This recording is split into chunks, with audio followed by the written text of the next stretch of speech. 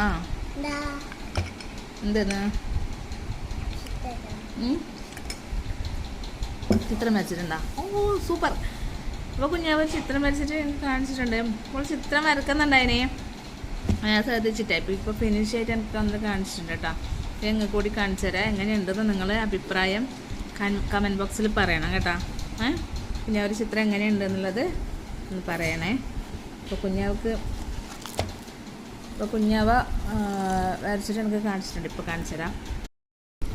അപ്പോൾ ഇതാണ് കുഞ്ഞാവ വരച്ച ചിത്രം.